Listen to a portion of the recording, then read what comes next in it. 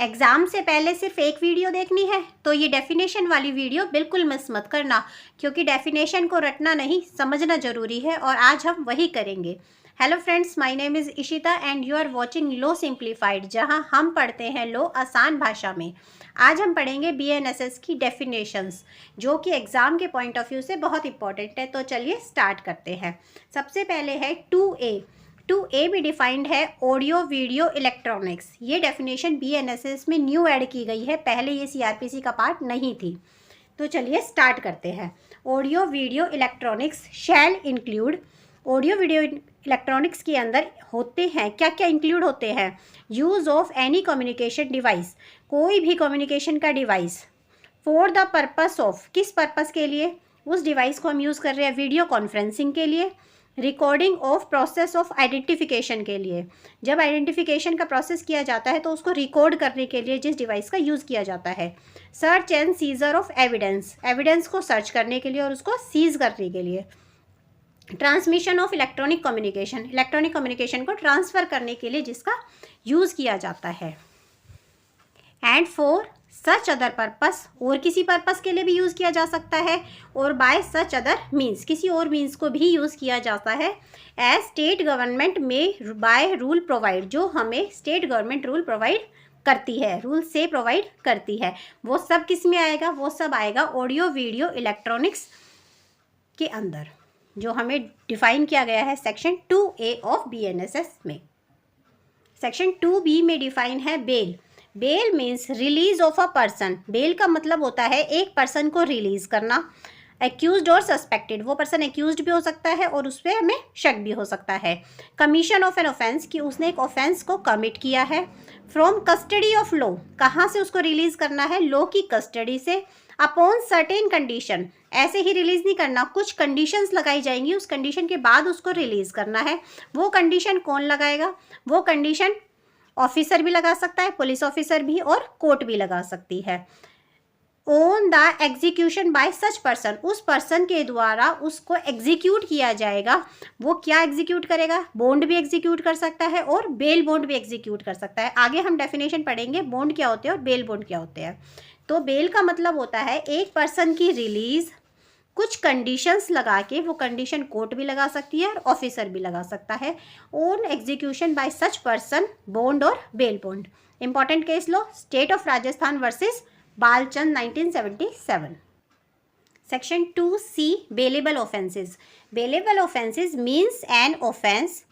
Bailable offences में ऐसे offences आते हैं which is shown as bailable, जिनको बेलेबल शो किया गया है। कहाँ पर? In the first schedule, BNSS की फर्स्ट शेड्यूल में शो किया गया है। Any other law for the timing in force, या कोई भी लॉ जो फोर्स में है उसमें बेलेबल शो किया गया है, ऐसे ऑफेंसेस को हम बेलेबल ऑफेंसेस कहते हैं। नॉन बेलेबल ऑफेंसेस भी 2C में डिफाइन है। मीन्स एनी अदर ऑफेंसेस, जो ऑफेंसेस बेलेबल ऑफेंसेस नहीं है, ऐसे ऑफेंसेस को हम नॉन बेलेबल ऑफेंसेस कहते हैं। Bail bond, bail bond define है 2D में। Means N undertaking for release, bail bond के अंदर एक पर्सन को रिलीज किया जाता है विद श्योरिटी, श्योरिटी के साथ रिलीज किया जाता है। जबकि बॉन्ड में क्या होता है? बॉन्ड डिफाइन है 2E में।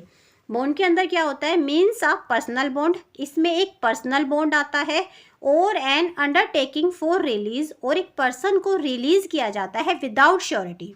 इन दोनों में डिफरेंस पूछा जाता है। बेल बॉन्ड में श्योरिटी के साथ डिफाइन किया जाता है और बॉन्ड में हम विदाउट श्योरिटी एक पर्सन को रिलीज करते हैं। नेक्स्ट है हमारा चार्ज। चार्ज में क्या होता है? Including any head of charge, charge के अंदर इंक्लूड होते हैं any head of charge when the charge contain more head than one, जब चार्ज के अंदर एक से ज़्यादा हेड हो तो हर हेड चार्ज के अंदर इंक्लूड होता है। 2G में डिफाइन है cognizable offences. Cognizable offences means an offence, इसमें ऐसे ऑफेंसेस आते हैं for which a police officer may arrest without warrant. Cognizable offence के अंदर एक पुलिस ऑफिसर बिना वारंट के भी अरेस्ट कर सकता है। कॉग्निजेबल ऑफेंसेस के साथ ही हम पढ़ लेते हैं non cognizable offences. Non cognizable offences के अंदर क्या होता है? जो 2O में डिफाइन है, इसमें एक ऐसे ऑफेंसेस आते हैं for which a police officer has no authority to arrest without warrant. इसमें एक पुलिस ऑफिसर को कोई अथॉरिटी नहीं होती है कि वो बिना वारंट के अरेस्ट कर सके। कॉग्निजेबल ऑफेंसेस सीरियस टाइप के ऑफेंसेस होते हैं, इसमें पुलिस ऑफिसर वारंट का वेट नहीं करते, वो एक्यूज्ड को अरेस्ट कर लेते हैं। जबकि नॉन कॉग्निजेबल ऑफेंसेस में एक वारंट इशू किया जाता है, उसके बाद ही एक पुलिस ऑफिसर को अथॉरिटी होती है कि वो अरेस्ट कर सके। 2H में डिफाइन है कंप्लेंट। देखिए वैसे ये डेफिनेशन बहुत बड़ी होती है और जुडिशरी में हमें एज इट इज़ लिखनी होती है, लेकिन अगर आप इस तरह से ब्रेक कर करके डेफिनेशन को याद करेंगे तो आपको वर्ड टू वर्ड याद रहेगी। तो बस आपको कुछ नहीं करना, आप इनको डेफिनेशन को इसी तरीके से 2 बार पढ़ना, आपको सारी डेफिनेशन अच्छे से याद हो जाएगी। कंप्लेंट डिफाइन है 2H में। कंप्लेंट मीन्स एनी एलिगेशन, जब एलिगेशन लगाई जाती है, मेड ओरली और राइटिंग। ये क्वेश्चन बहुत पूछा जाता है कि कंप्लेंट कैसे की जाती है। कंप्लेंट ओरली भी हो सकती है और राइटिंग में भी हो सकती है। टू अ मजिस्ट्रेट, कंप्लेंट हमेशा मजिस्ट्रेट को की जाती है। With a view to his taking action, इस उम्मीद के साथ कि वह एक्शन लेगा। दैट सम पर्सन, किस पर्सन के अगेंस्ट की जाती है, वो पर्सन नॉन भी हो सकता है, अननोन भी हो सकता है। कंप्लेंट किसी भी पर्सन के अगेंस्ट की जाती है, चाहे आपको उसके बारे में पता हो या ना पता हो। हैज़ कमिटेड एन ऑफेंस, कि उस पर्सन ने ऑफेंस किया है, उसके अगेंस्ट जाके आप ओरली राइटिंग में कैसे भी मजिस्ट्रेट को कंप्लेंट लिखवा सकते हैं। सबसे इंपॉर्टेंट बात क्या है, but does not include a police report. Complaint में कभी भी पुलिस रिपोर्ट इंक्लूड नहीं होती है, ये क्वेश्चन रिपीटली पूछा जाता है, इसलिए इसका ध्यान रखना। कंप्लेंट में पुलिस रिपोर्ट इंक्लूड नहीं होती है। नेक्स्ट है इलेक्ट्रॉनिक कम्युनिकेशन। अब ये डेफिनेशन बेयर एक्ट में बहुत बड़ी दे रखी है और बच्चे कंफ्यूज हो जाते हैं इसको कैसे लर्न करना है। आप ऐसे पढ़िए, आपको लर्न करने की भी ज़रूरत नहीं पड़ेगी। इलेक्ट्रॉनिक कम्युनिकेशन डिफाइन है 2I में। Means the communication. Electronic communication का मतलब होता है ऐसे कम्युनिकेशन, देखो, जो रिटर्न में है या वर्बल में है या पिक्टोरियल इन्फॉर्मेशन में है, हमें इन्फॉर्मेशन पिक्चर की हेल्प से देते हैं, या वीडियो में है। ये 4 पॉइंट्स है।